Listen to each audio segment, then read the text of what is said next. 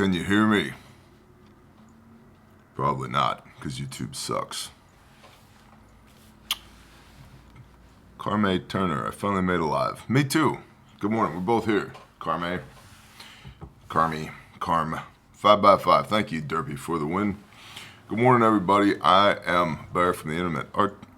Artorius, what's up, man? Long time no see. We're going to do the brief today. It is the 23rd of October, 2023. We're going to talk about some updates. Morning, Whip. Giles, good morning. Shalom, everybody.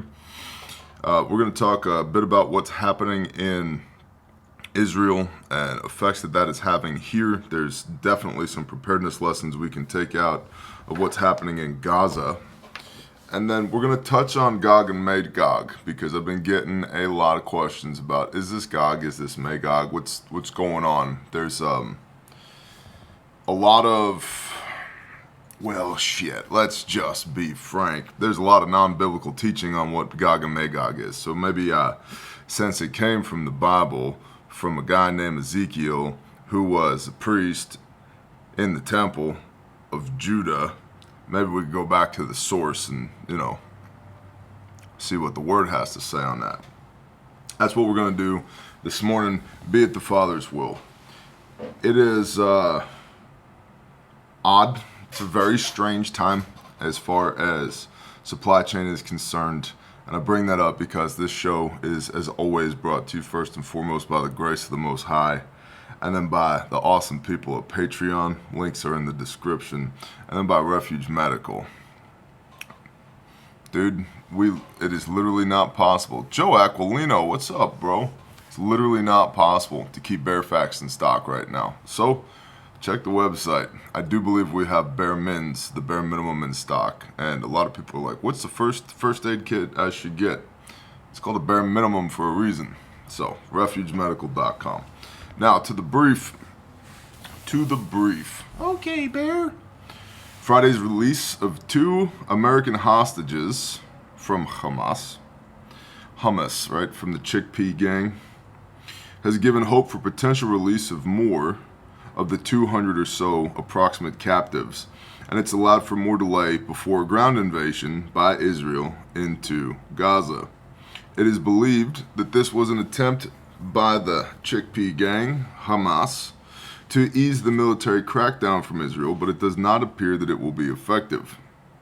One official from the office of Israel's prime minister said, quote, "The pressure isn't going to go because they were released. It won't change the mission, which is to dismantle Hamas," end quote. In the meantime, Israel continues to warn the people in Gaza to flee. But to where? Even dropping leaflets from the air. Hundreds of thousands of people still remain, and there is great concern that the civilian casualties during an invasion could be catastrophic. Now, pause. There's also, out of the Israeli Ministry of Defense, or whatever they call their freaking MOD over there, is saying that I believe this week they are going to be releasing the captured footage of the attacks, the original attacks. I think was 7 October, excuse me. The GoPro footage, because these Hamas dudes were wearing GoPros, which a lot of people would say, that's stupid, why would they do that? It's a thing now, man. People wear GoPros on their plate carriers and on their chest rigs.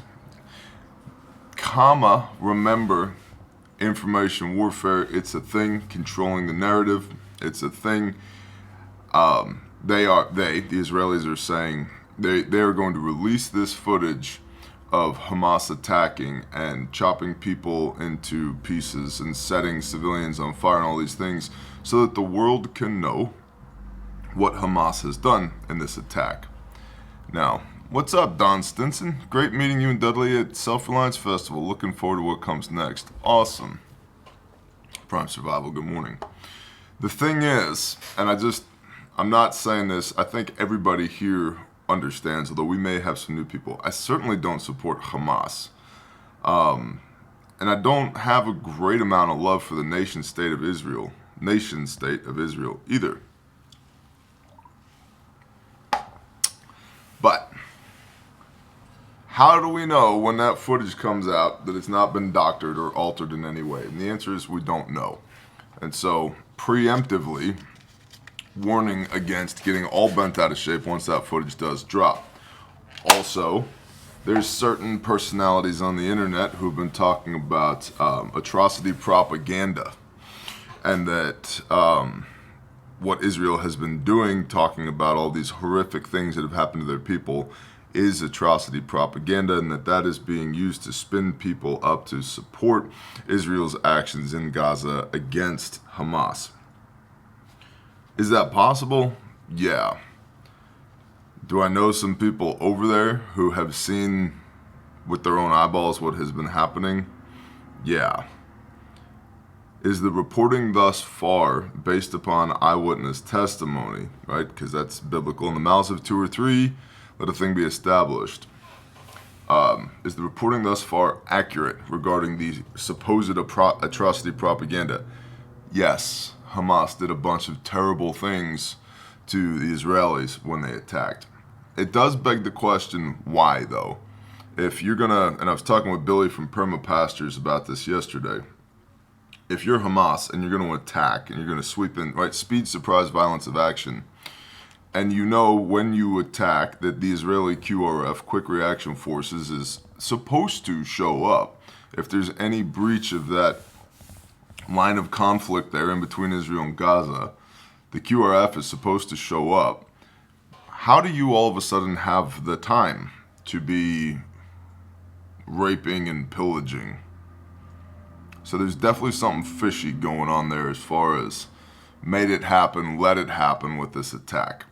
So to take that, set it over here. Back to Gaza. Hundreds of thousands of people still remain, and there's great concern that the civilian casualties during an invasion could be catastrophic. Conditions are already dire, with supplies so low that doctors have reportedly disinfected with vinegar, which means for you that you can what? Are you taking notes? At least mental notes, if not writing these things down. Doctors are disinfecting with vinegar, which means that you can do what with vinegar? Disinfect, which means that you should probably have what? A whole bunch of vinegar, especially because you can also use it for food preservation and for cleaning. And if you know what you're doing, you can make your own vinegar. And the great news is if you suck at making wine, at least you got vinegar. Okay? So, get pickled. Exactly. Good morning, Tactus Squirrel. And yes, you should wear a GoPro while you're machining. Start a YouTube channel that's ASMR machining, and you can make $1 bazillion on the internet doing that. And then we can hang out and sip Mai Tais on your yacht. It'd be great. Let's see. So, doctors are reportedly disinfecting with vinegar and performing surgery with sewing needles and no anesthesia. Anesthesia. I'm not a doctor, and I don't play one on YouTube, but there's this really cool thing called whiskey, and it can go a long way towards dulling life's pains. I wouldn't overuse it though. That's a problem. Drinking is okay, drunkenness is not. But if you had to stitch on me, or I had to stitch on somebody else and they were not too happy about it, no localized anesthesia, have a dram. Let's see. More aid has been allowed to reach Gaza citizens, though the 20 trucks, semis, delivered on Saturday brought no fuel. And the aid only equals about 4% of the imports the area would have received daily before the outbreak of war. Now, Israel is also, they're kvetching, they're unhappy, because for whatever reason, Israel was unable to fully inspect the 20 trucks that went in to Gaza with aid, and Israel has now said that no more trucks will go in unless they're fully inspected by Israel. Because the whole point of what Israel is trying to do in Gaza currently is separate the combatants from the non-combatants. The issue that they're having, good morning Ascension, is that there's no place for the non-combatants to go. They can't go west into the Mediterranean. They can't go north or east into Israel, which just leaves the Rafah border crossing to the south into Egypt. And while Egypt is allowing refugees in, not at the volume that they would need to come in order to fully evacuate Gaza in the near term so that Israel can start its ground offensive. Let's see. Blackouts. Are you listening? Are you writing? Blackouts have resulted in dirty water, which has already given rise to disease. I'll read that line again. Ezekiel 38 and 39. Gog and Magog. Tony Baloney. Yeah, we're going to talk about that in a minute. Blackouts, or lack of electrical grid power, has already resulted in disease, which means you should what? Either not be dependent on the grid, be able to have your own replicated microgrid, and be prepared to disinfect and combat disease. Felipe Lazzarini, the Commissioner General for the United Nations Relief and Works Agency for Palestine Refugees in the Near East, or UNRWA, said in a statement, in 3 days, the UNRWA will run out of fuel critical for our humanitarian response across the Gaza Strip. Pay attention. Without fuel, and you can insert electricity in here as well. Without fuel, there will be no water, no functioning hospitals and bakeries. Without fuel, aid will not reach many civilians in desperate need. Without fuel, there will be no humanitarian assistance. End quote. Without what? There won't be what? This is basic prepper stuff. When Grindstone deploys to austere environments post-tornado or hurricane, we bring more fuel than we know what to do with. The vast majority of our trucks have 50 or 100 gallon transfer tanks on them. And we make sure everything's topped off before we go in, whether it's generators or light plants or heavy equipment or trucks or whatever. Germany ran out of fuel in the North Africa in 1945, right? There you go. Will there still be chicks militant? Yeah, there's probably some chicks in Gaza. I don't think they're looking for a mate right now, though. It's pretty busy. Although there is a thing, right? During times of chaos and high levels of stress, people seek comfort in one another's arms, and you usually get a baby boom post-event. So maybe militant, maybe you should fly over there and find some Gaza chicks, if that's what you're into. Good morning, Jake Tripp. The UNRWA is the largest humanitarian in the actor and has no fuel. The U.S. is sending more advanced weapons systems to the Middle East and has put additional troops on, quote, prepare to deploy, end quote, orders. This is on top of the 2 aircraft carriers that have already been deployed, the Gerald Ford and the Fight Nike CVN-69, I believe they are. And 2,000 Marines put on standby for deployment. So the messaging here out of the White House is very interesting. We're not going to war.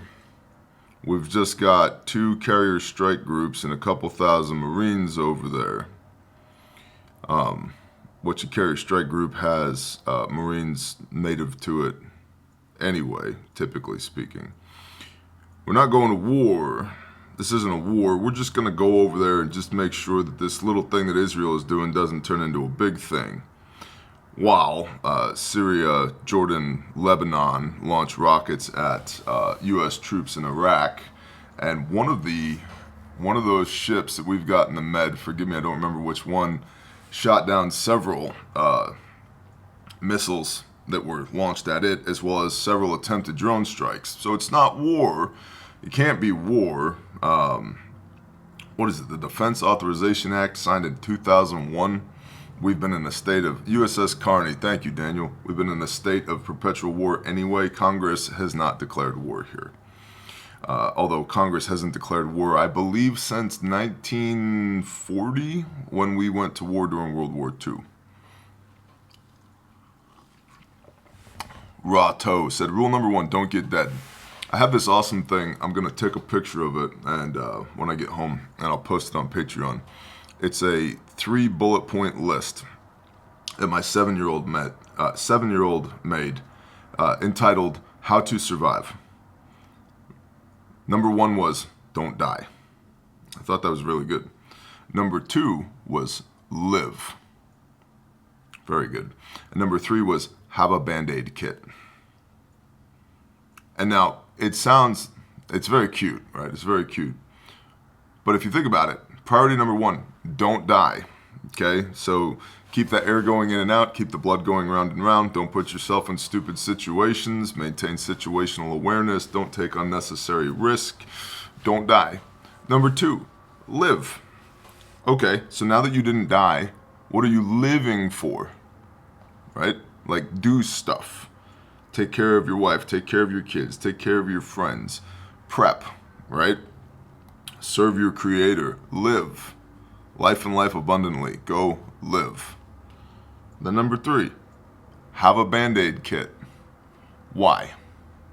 Right? She said BandAid kit, but you know, her dad, her whole family, and basically everybody that she knows either works for Refuge Medical, Refuge Training, Grindstone Ministries, or Caleb House, or Bear Independent.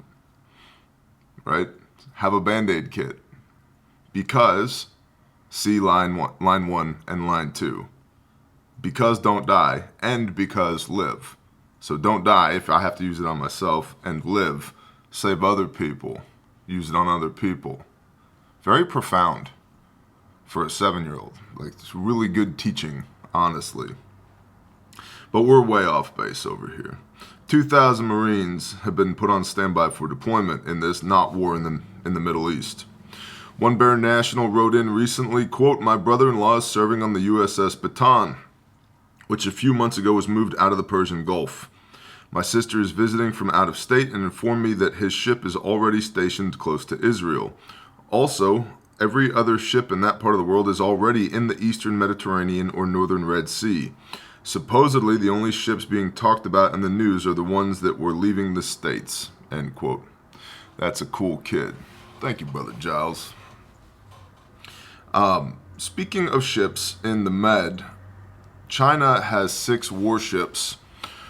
China has 6 warships moving to the Eastern Mediterranean.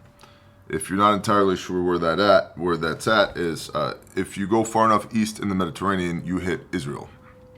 A couple other countries as well. But the United States has 2 carrier strike groups there. That's, at a minimum 14 ships. Plus any other ships that were in the region that are allegedly being tasked over to the Med. And now China's bringing 6 warships in, at least one of which is a guided missile destroyer and a couple of frigates, right? So, what's the worst that could happen? Thank you, Season. Thank you very much. What's the worst that could happen? I'm sure that the Chinese ships aren't going to, in any way, interact with Shalom Raincat, the U.S. ships that are there, or the UK ships that are there, or anybody else's ships that are there. So just keep that in the back of your head. Potential inflection point? Maybe. We'll see. U.S. officials have already made clear that America does not want to see the conflict spread, but there is the prospect of more attacks on U.S. troops and a spread of the war into the wider region.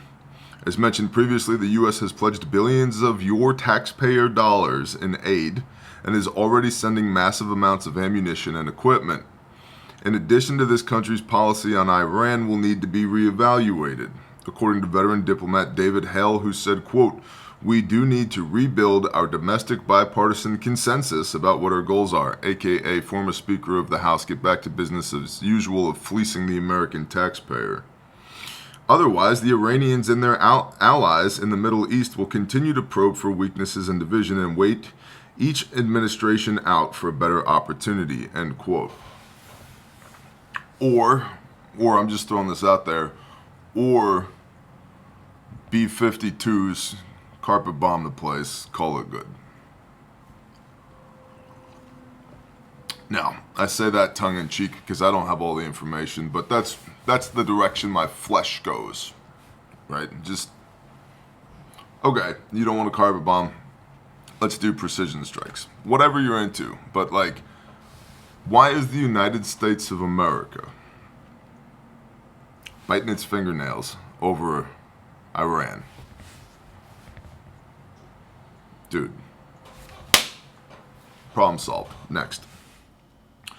In the United States, FBI Director Christopher Wray warned of increasing threats, saying, quote, "Here in the U.S., we cannot and do not discount the possibility that Hamas or other foreign terrorist organizations could exploit the conflict to call on their supporters to conduct attacks on our own soil.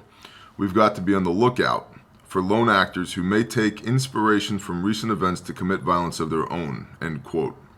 He specifically addressed police chiefs because as first responders, they would be the first to notice signs of someone becoming a violent threat. By the way, a recent poll of Muslims in America found that 60% of American Muslims support Hamas. Now, I'm not shocked by that, but if you couple that with all the other data that we've talked about of known and suspected sleeper cells here and known and suspected illegal immigration. By the way, did you see the Border Patrol numbers just came out again? I think it was Saturday morning. 287 known terrorists captured. And that was the ones that we caught. How many getaways were there? And something like 8 million people have come across the border since Biden took office. Yep. Exactly, the Scoop City too. If even 1% of that 60% wanted to cause problems. Stay frosty, my Bear Nation, but also never operate out of fear. We forget that A, we are fearfully and wonderfully made in the Father's image, and that B, Exodus 15 verse 3, Yahweh is a warrior, Yahweh is his name. So that means that you are a warrior, right? And Malachi 3 verse 6, his word will not return to him void. So he wasn't kidding when he said that. And he is the Lord Yahweh Sabaoth. He changes not. Okay? And two of y'all shall put 10,000 to flight. Two of y'all. Now, I don't know if that's two of y'all with drum magazines or belt feds or what. Or swords. But what are you so worried about? Doesn't mean don't be concerned. But worry is a sin.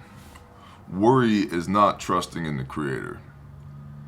Okay? You say you have faith. I will show you my faith by my works. Tracking? Tracking like a tank bear. Alright, cool. Already since the conflict erupted, a 6-year-old boy and his mother were stabbed repeatedly by their landlord, who was afraid of them because they are Palestinian Muslims. The boy later died. Now, I want to point out here, allegedly this guy who stabbed this mother and child, American dude that stabbed Palestinian Muslims who were renting from him here in the United States, that guy was allegedly a prepper. And he was all spun up. He got way too tinfoily. We can't be behaving like that, Bear Nation. We can't. Be in the world, not of the world. Leviticus 19, be set apart as I am set apart. We don't get to randomly stab people, let alone randomly stab children. Okay, that's right, Nathan. No, sir, that's not us. Exactly. And this is why it's really important that you balance these external stimuli of what's happening half a world away against the reality of what your micro situation here is. Okay? That's exactly right. RL, thou shalt not murder. Precisely. Do not get all spun up about this. Okay? Dude was a psychopath. Exactly. Do not get all spun up about this. If anything, think about, and this is why I'm pointing out, they ran out of fuel and it had this effect. They didn't have electricity and it had this effect. They didn't have disinfectant, so they used this. Because there's noteworthy things in here that you can use in your preparedness. But I don't do these briefs so you can get spun up in a tizzy and act a fool. Okay? Unless it's an Amorite. Well, dirty civilian, that's a great word, but we ain't there yet. And by the way, the United States is not the promised land. So the directive was when you go into the land, and we're not in the land, okay? Authorities are currently investigating the deadly stabbing of a 40-year-old synagogue leader, Samantha Wool, in Detroit. The motivation for this incident has not yet been determined, but given the current climate, there is certainly an undercurrent of tensions for both Muslims and Jews in the United States. Now, I've got a couple of articles from RT, Russia Today, that I want to look at, but before we do that, I briefly want to go through Gog and Magog. Okay, now I realize most of y'all are people of the book. Some of y'all are not. I've already briefly glanced at the chat and seen some shit talkers about the biblical talk, and I would invite you, if you can't stomach biblical talk, to possibly exit this channel and not return, because many of y'all may be unaware, but I'm a person of deep faith. I have recently been ordained as a pastor. I'm on my 10th read through of the Bible in the last 7 years. I've read every word of the New Testament on camera, and I've read every word of the Old Testament from Genesis chapter 1 through Ezekiel 35 on camera thus far. And I intend to read all of it. So if you got a problem, thanks, Joe. If you've got a problem with the Bible, this is probably not going to be a great place for you to be hanging out. And maybe it's just because there's some wickedness in you that either you invited in yourself or somebody hurt you, and you just can't stomach the idea that there is a loving and all-powerful creator who loved you enough to redeem you and bring you home again and had a purpose for your life from before you ever exited your mother's womb. And that hurts you so much to even think about, because you are deeply aware of your own unworthiness, which is why you can't accept the grace and the love of a loving creator and the blood of his son. Maybe it's that. Because I could tell you this, when one has a problem with God, God's not the problem.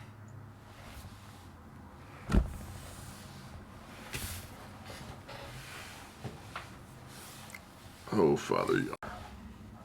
Well, imagine that. You got me now?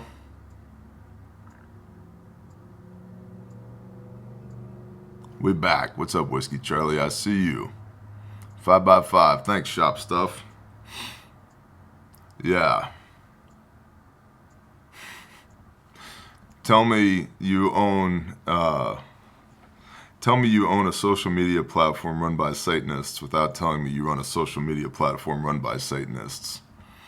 Right? Alright, Gog and Magog. First thing to understand is original texts have the phrase Gog from Magog, not Gog and Magog. So Gog is a person, Magog is a place. I will repeat. Gog is a person, Magog is a place. All right? So, Gog is listed, and this comes out of Ezekiel 38 and 39 with a brief reference to Revelation chapter 20, verses 7 and 8. Gog is a person, Magog is a place. Gog is called the prince of Rosh, Tubal, and Meshech. These are places. These are name places in the Bible.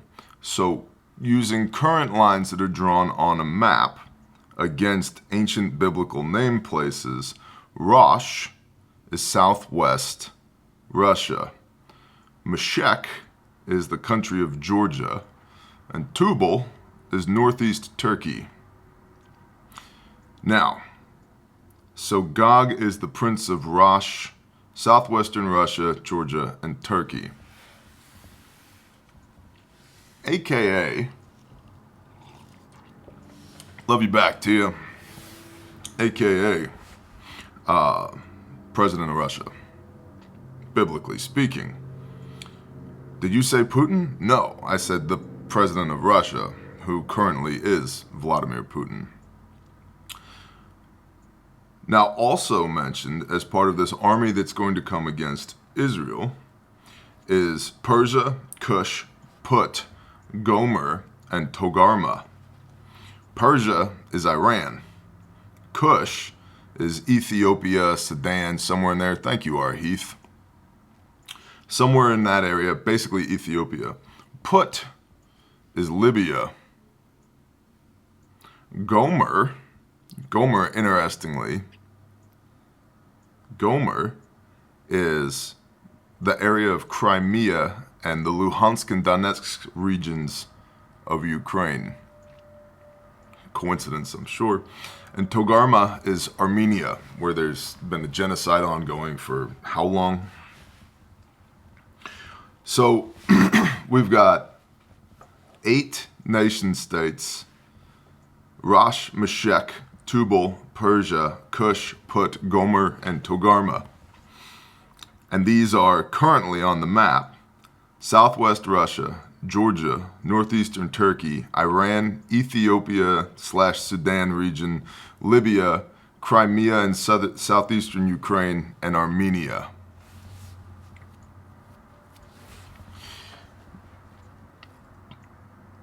And it's the Prince of Rosh. Russia. And Rosh. Rosh means head. Okay, in Hebrew, Rosh means head. Now, here's what happens. This army, 8-9 nation army, attacks Israel. But they don't succeed. Okay? But they don't succeed. Now,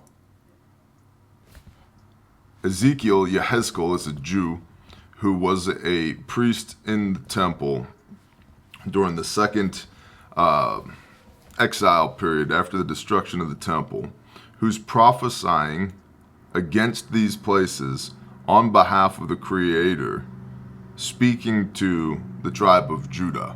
Okay, so biblical prophecy revolves around that landmass known as Israel, Canaan, the Promised Land, with Jerusalem as its epicenter, spoken by Jews to Jews. Okay? That matters. Is what's happening right now in Israel the Gog and Magog War? Well, the first thing is there's 2 Gog and Magog wars.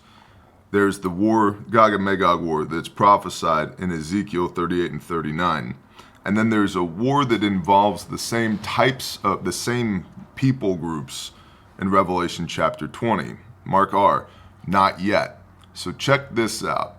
If we're going to go with the timeline that's presented by Daniel 9, the prophet Daniel in Daniel chapter 9 through 11, those prophecies there, we know that per Matthew 24, Messiah is saying, hey, here's the sign of the coming of the end of an age.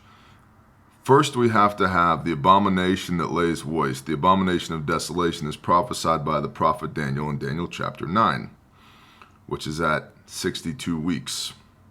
62 weeks. In order for the daily sacrifices to be restored, to be interrupted, per the prophet of Daniel, sacrifices have to begin at the Temple Mount.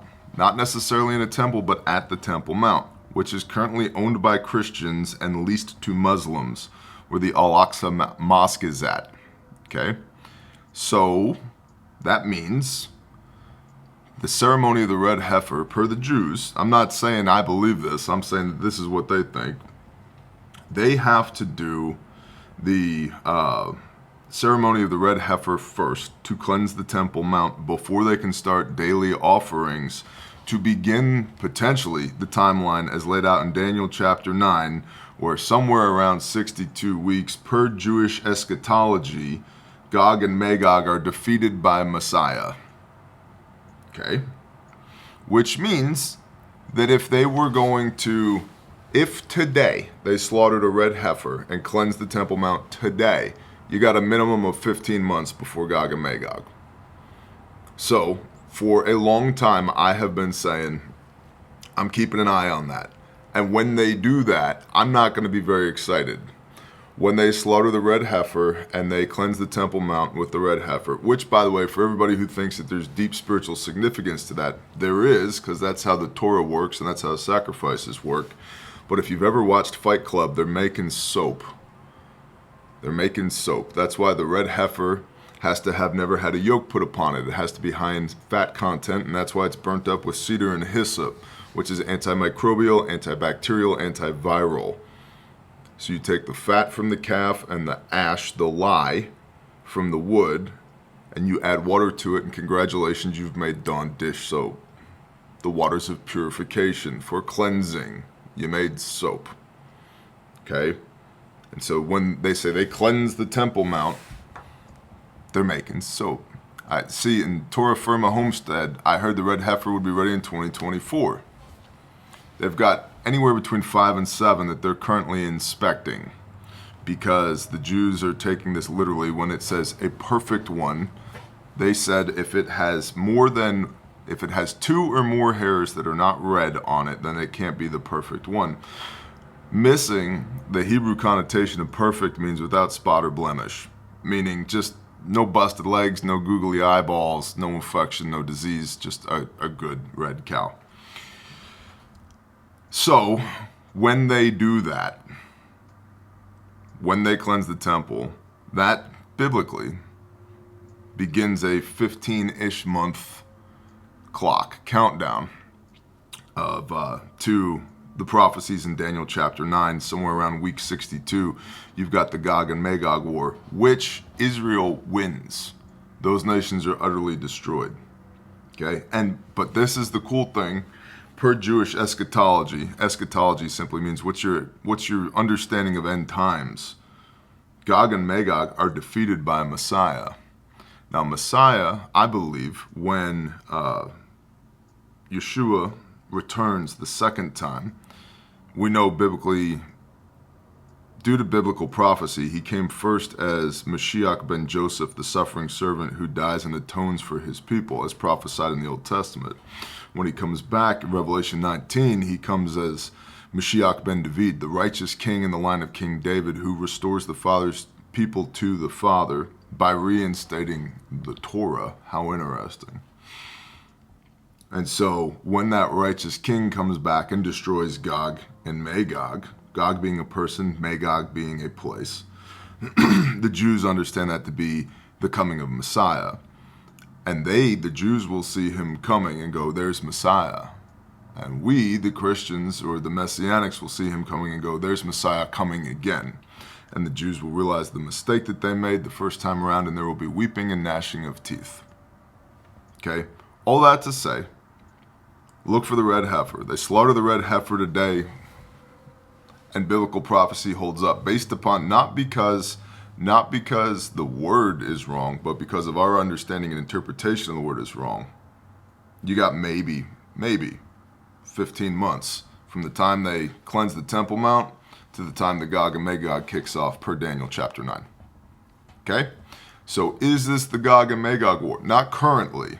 Could it turn into that? For sure. Are the United States two carrier strike groups, the two wings of an eagle that's referenced in the book of Revelation that whisks away the Father's people? Maybe. I don't know. I think we'll know it when we see it. But it's not Gog and Magog yet. It can't be yet, because we don't have a temple sacrifice to cleanse the temple to begin the daily morning and evening offerings that can then be interrupted, which is the sign that both Daniel points to in Daniel chapter 9 and Messiah points to in Matthew chapter 24, to then usher in the Gog and Magog war, which Jewish eschatology says will reveal the Messiah. So don't get all spun up yet. This is my point to all this. Okay? Okay, Bear. Cool. All right. Now, a couple other things I want to talk about. From RT, and we got to be quick about this because I got to hit the road here in a minute. Israeli minister threatens to wipe Iran's leaders off the face of the earth. Israeli economic minister Nir Barkat warned on Sunday that the military is ready to eliminate the Lebanon-based militant group Hezbollah and strike Iran if they open up a northern front in the current conflict. Thanks, Bear. You're welcome, David Douglas. Quote, the plan of Iran is to attack Israel on all fronts. If we find they intend to target Israel, we will not just retaliate on those fronts, but we will go to the head of the snake, which is Iran, Barkat told the Mail on Sunday. He added, quote, the Ayatollahs in Iran are not going to sleep good at night if they move against Israel. Barkat warned that Lebanon and Hezbollah, which is backed by Tehran, the capital of Iran, are going to pay a heavy price similar to what Hamas is going to pay. Israel would go after the heads of Iran if necessary, the minister said. Quote, Israel has a very clear message to our enemies. We are saying to them, look at what's happening in Gaza. You are going to get the same treatment if you attack us. We are going to wipe you off the face of the earth. The statement came after the Iranian Foreign Minister Hossein Amir-Abdollahian said on Monday that the security situation for Israel may worsen very quickly. Quote, if the war crimes against the Palestinians are not immediately stopped, other multiple fronts will open, and this is inevitable, he said. So Iran and Israel are having a little verbal war right now, which could turn into a hot war actual. Hezbollah has been attacking Israel, and Israel's basically saying, you knock that off, or we're going to, you know what, we're going to eradicate Hezbollah, but we're also coming straight for Iran. Wars and rumors of wars, and to that point, also from RT, Israel incapacitates Syria's main airports. The aerial strike left one airport worker dead in Damascus, while the Aleppo airport is also out of service after the attack. An Israeli airstrike on two of Syria's main airports left one person dead and another injured, the Syrian state-run media outlet Sana reported. Both airports have been put out of operation. Good morning, 12C. According to Sana, citing Syrian military officials, quoted about 5:25 a.m. on Sunday, the Israeli enemy simultaneously carried out an aerial attack of aggression with waves of missiles from the direction of the Mediterranean Sea west of Latakia and from the direction of the occupied Syrian Golan, targeting Damascus and Aleppo international airports. The Transport Ministry said in a statement that a civil worker from the meteorology department at Damascus International Airport lost his life in the attack, as quoted by the media outlet. In other news, essentially here, Israel has taken the Damascus and Aleppo airports in Syria offline because they don't want attacks from those locations coming against them. And that's the brief for today. I got to hit the road. I'm going to tell you guys and girls real quickly about all the stuff that is in the links are in the description. It's the value exchange. If you're one of those people that jumps off when it's time to discuss the value exchange, this is your polite invitation to beat feet, skedaddle, get out of here, have a blessed day. Shalom. Good morning, Sway. So, first and foremost, patreon.com. Been on a little bit of a media tour this morning. I believe we've recorded over 30 videos for Patreon and a lot of behind the scenes content since we've been out here.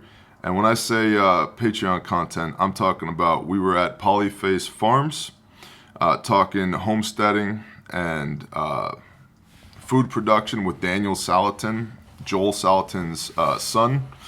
I've also got a question and answer that I did with Joel Salatin of Polyface Farms coming, multiple videos on pastured poultry and eggs and all that, like 6 videos coming from Polyface. I've got 14 videos from A Rude Awakening, Michael Rude and his staff in Charlotte, both long form and behind the scenes. Let's see, I've got several videos from Mountain Readiness. I have an awesome video coming on tactical permaculture from Billy Bond at Perma Pastures. Phenomenal video that we shot yesterday. And then, of course, your usual Q&A as well. Absolutely, Andy Barnes, bless you, bro. You ask the questions, I give you the answers. And so that's all coming on Patreon. RefugeMedical.com. Man, the bare minimum was in stock the last time I looked, but I will go ahead and look again. It has been full contact with this war kicking off in Israel. Yes, the bare minimum is stock. The bare fact is currently sold out, but the bare minimum is in stock. The crash vac, which is like a bare vac, but everything inside of it has been vacuum sealed. That is in stock. We've got some of the Origin SOBs in stock. These guys right here. These guys are awesome. Origin Raptor Camo small to back kits. And then a bunch of y'all had asked when was the slick kit going to be back in. Let's see, we've also still got the leather kits in stock. I have seen a lot of leather kits in the wild here. Between Self-Reliance Festival and Mountain Readiness, I've seen a dozen leather kits in the wild, which is awesome. And then the slick kit, which is this guy right here. This is what I carry in my back pocket, the slick kit.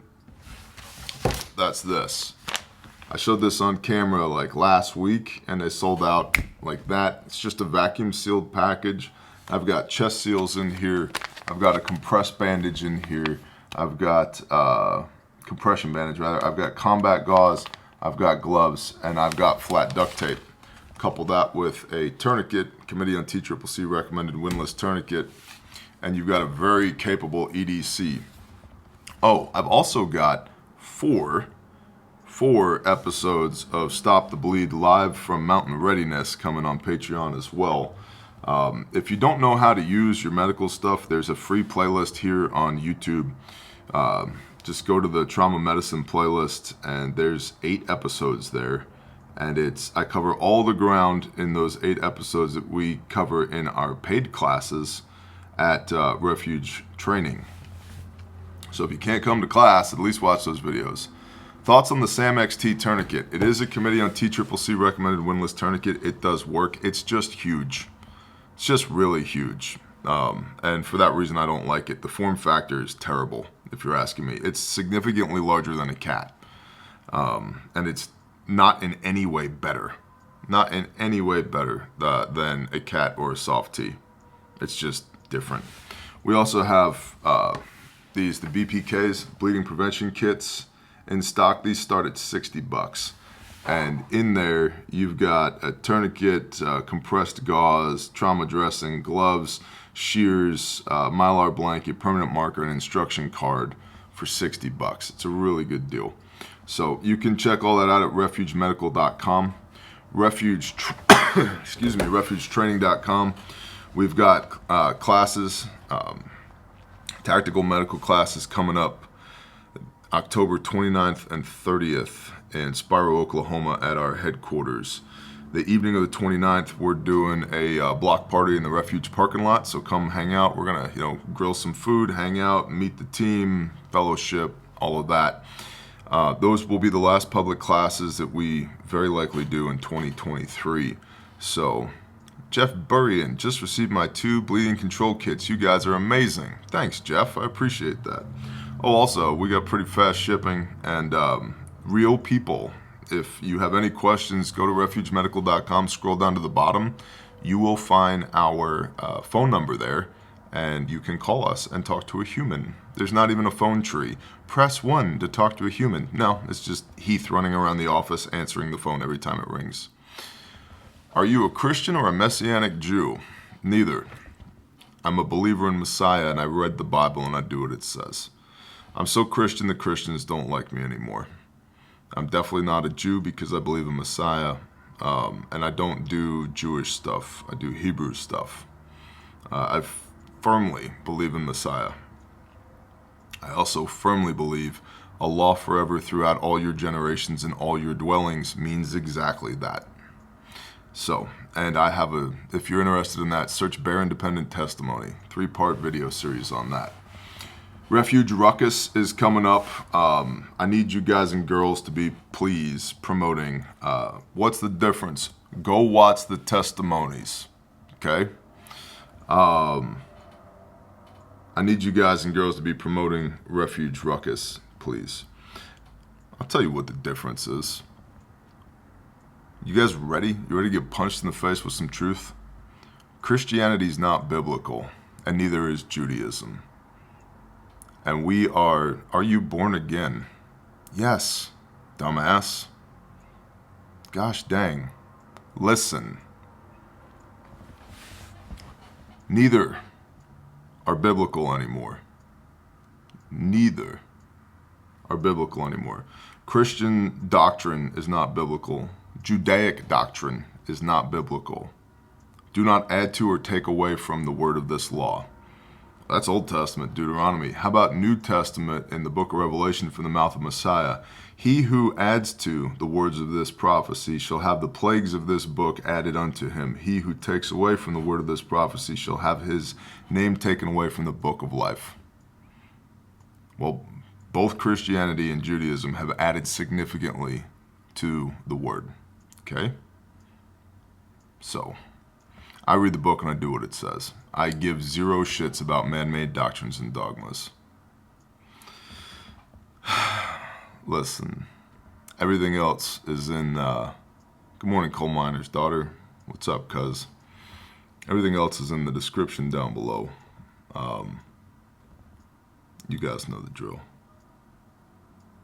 Let's talk to the Father. Good morning, Father Yah. Father, thank you for allowing us to wake up this morning and breathe your air. Father, give us peace amidst all this stuff that's happening all over the world. We know you're still sovereign over all things. Father, let us focus on the things that we can have an impact on and not be troubled by the things that we don't have an impact on. Father, I pray that you would pour out your traveling mercies on everybody who's behind the wheel this morning, everybody who's got places to go and things to do and people to see. And Father, in the busyness of all of that, that we wouldn't forget you. We wouldn't forget what an absolute miracle it is that we're still here and you still love us and that we are still covered by the atoning sacrifice of your Son.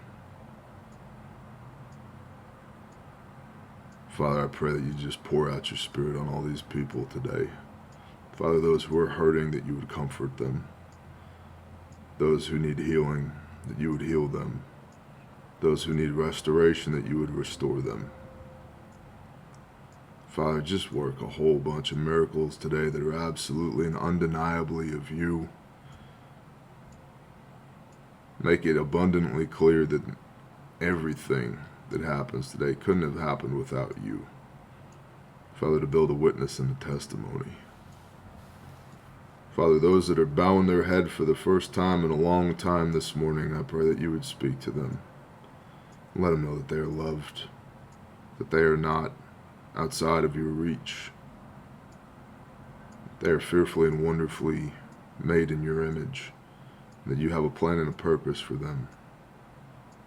Father, comfort them with that. Give them strength. Father, shield us from the enemy this morning. Anything that's not of you, I rebuke it in the name of Yeshua HaMashiach, and I command it to flee. Put a hedge of protection around these people, that no weapon formed against them shall prosper. Fill us up with strength and power and authority in the name of Yeshua, with the wisdom and discernment of the Ruach HaKodesh, Father, and with peace that surpasses all understanding, that we can bring a good witness and a testimony for you. Father, let 2 of us put 10,000 to flight. Thank you. Thank you for loving us enough to bring us home again by the blood of your Son. And thank you for teaching us how to walk. Father, I pray that you would bless these people and that we would be your hands and your feet today. And ask these things in Yeshua's name. Amen.